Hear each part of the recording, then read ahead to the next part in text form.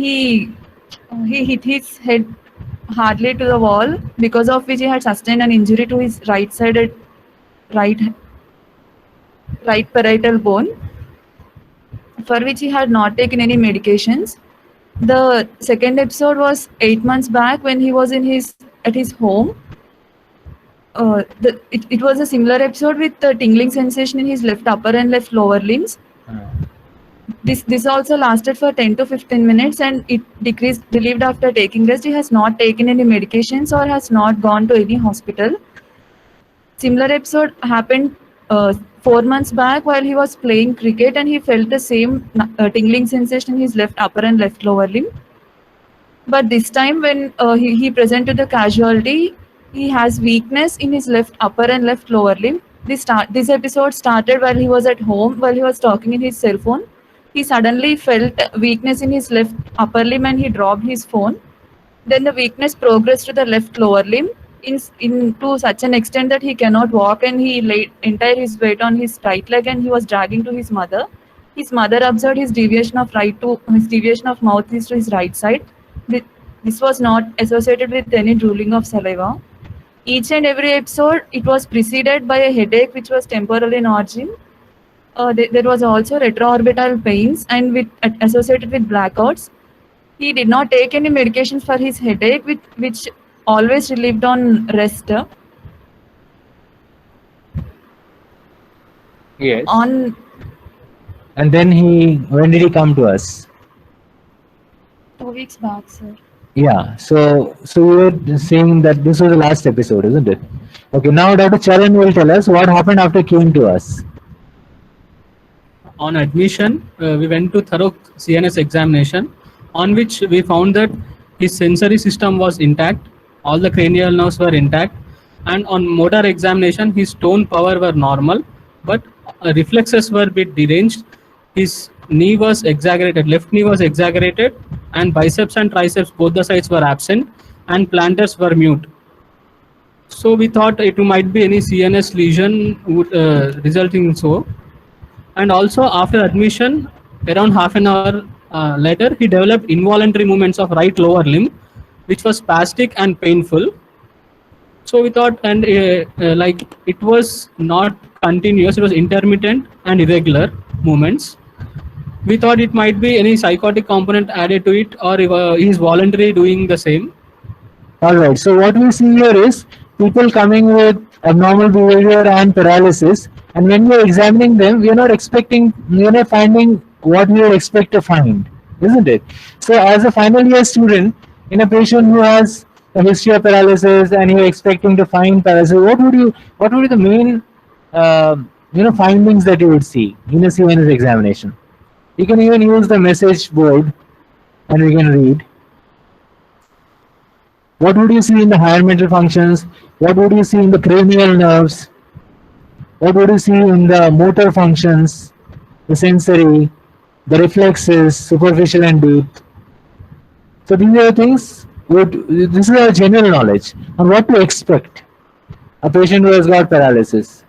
Yes, power and tone should be reduced, Simran, and anything else coming up? Okay, power of course would be reduced when it is there, but then when they came, all of their power had recovered. Yeah, loss of reflexes can happen in the stage of neuronal shock, particularly if you are thinking of a brain lesion, because the upper motor neuron, you will have increased reflexes, isn't it? But yes, even in brain lesions, loss of reflexes can happen in stage of neuronal shock. This is a very particular question which is asked you in the exam. Now, only Siddharth and Simran, I don't see any other responses here. Okay. So yes, I mean, if you have a patient who has got a classical hemiparesis, cranial nerves, you would expect a 7th nerve paralysis, isn't it? And it would be a upper motor neuron kind of a 7th nerve paralysis. So Nikita has written temperature vibration state diagnosis would be tough. Or maybe something else she meant. Okay, the cranial nerve, 7th nerve would be upper motor neuron type. So how would you distinguish an upper motor neuron from a lower motor neuron 7th nerve paralysis? Anybody? This is a very important exam question. Upper motor neuron from lower motor neuron, seventh nerve paralysis. All of us expect more about upper motor neuron, lower motor neuron paralysis.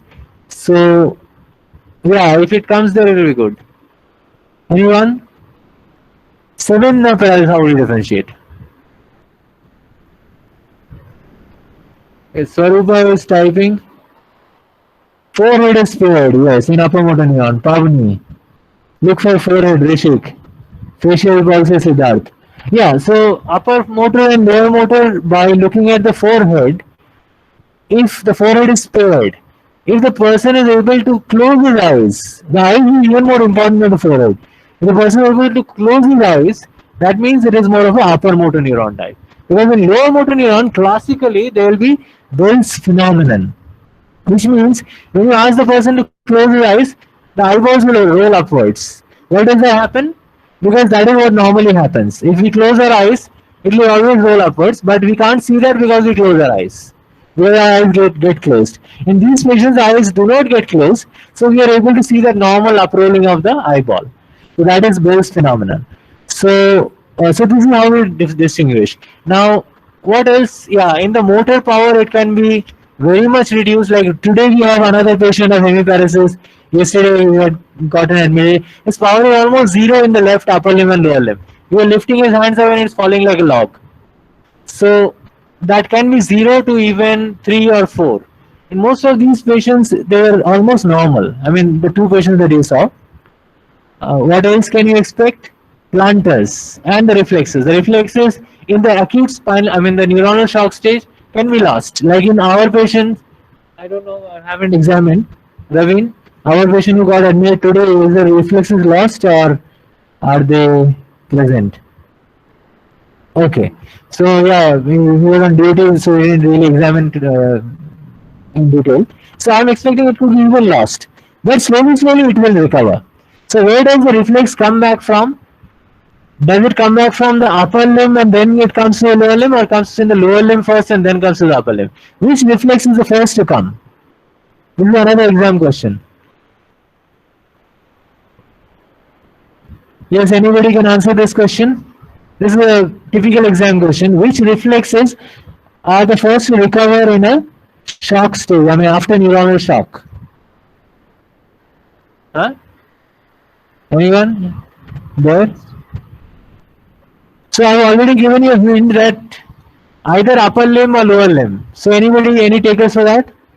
Cremasteric. Okay, Rishik is saying cremasteric. So why do you think it's cremasteric? Cremasteric is L1. So do you think L1 will be the first? So Sai Bhavana is saying bulbocavernosus. Okay, so while Sai Bhavana is saying bulbocavernosus. So Sai Bhavana, I think you have this thing that it has to come from the lower part of the body. So do you all agree with Sai Bhavana that the lowest part of the body is bulbocavernosus? Do you all agree? Yes, I can see Achal around there. Achal, do you agree? If you agree, put your hand up. So is it up or down? Bulbocavernosus, you agree with that? You're thinking. Nobody? So Sai Bhavana, can you tell us why bulbocavernosus? So yes, the reflexes come down from the lower part of the body and then they start going to the upper part. So the lowest part of the body, as per Sai Bhavana, is bulbocavernosus. Could anyone else like to tell us about any other lower reflex if there is any? Huh? Yeah, somebody here? Alekia, you're saying something? Sania saying something? Huh? Anyone? Supriya? Nobody? Which? Yeah, somebody has written here. Plantar reflex. Good, Simran. And Shivani is saying plantar reflex. So you're saying Sai Bhavana is not right. So Shivani and Simran, what is the root value of plantar and plantar reflex? Is it the lowest part of the body, the plantar? Yeah, Shivani is typing something. Simran, we are not able to see. Not able to see Simran here.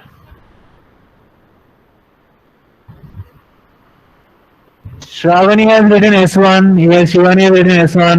L5 S1 Srivalli. Very good. Yes, you're right. This is the root value of plantar. So do you think Sai Bhavana is wrong in saying bulbocavenosus? What is the root value of bulbocavenosus? Is that lower than plantar or higher than plantar? It is lower than plantar. It is S3, S4. So the lowest part of the body is the anal canal and the bulbocavernosus area. It is not the plantar. The leg is just an offshoot from the higher part of the body. So the two poles of the body are the cranium and the anal canal, the stomoidium and the proctodium. So yes, thank you, Sai Bhavana, for this good answer. And yes, I mean, this is a very typical exam question they ask you. It's a kind of a twister, you can say. But once you know it, you will always know it. Yeah, we won't even ask you because we now know that some of you know it. Alright, so we now come to these patients. Most of them did not show anything expected. Like in the reflexes, we would have either expected in the acute phase loss of reflex or hyperreflexia because the classical upper motor neuron on one side. And we would have expected the plantar to be upgoing. But none of these patients showed that, isn't it? So none of these patients are your typical stroke that you know of. Either they have recovered completely from the stroke, but what kind of patient would have stroke at the age of 23 and 41?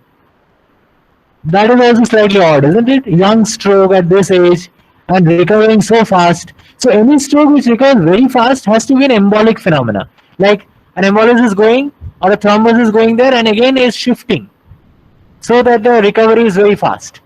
But do you think they're really having this kind of a thrombotic embolic stroke without any source of thrombus? So the commonest source of cerebral embolism. This is again a very typical NEET MCQ as well as final MBBS question. Commonest source of cerebral embolism. Yes, Vinila was saying something. Yes, so atrial fibrillation is the cause, but the source is cardiac. The commonest source of cerebral embolism is cardiac source.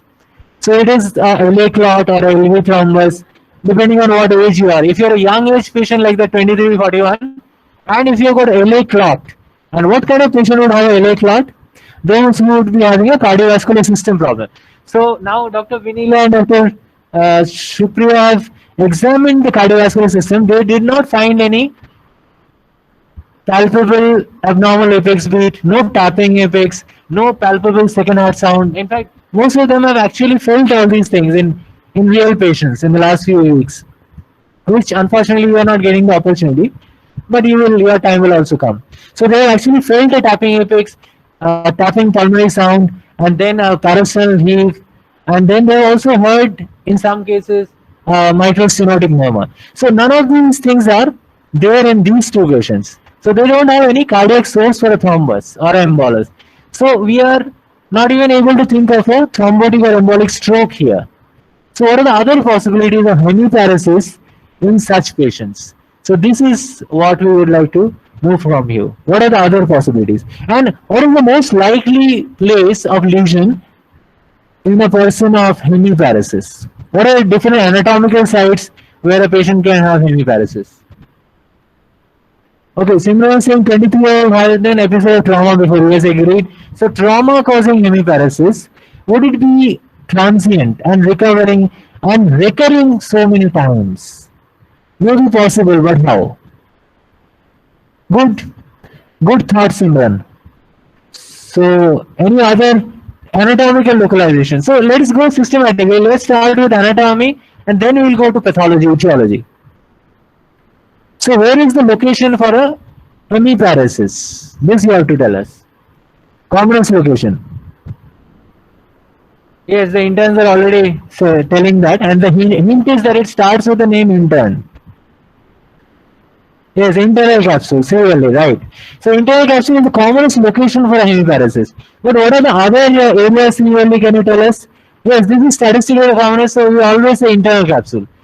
Because most of the time it is in the internal capsule. So if it is like that, which vessel is affected and why is that vessel commonly affected? Why not the other vessels? And what are the other areas which can be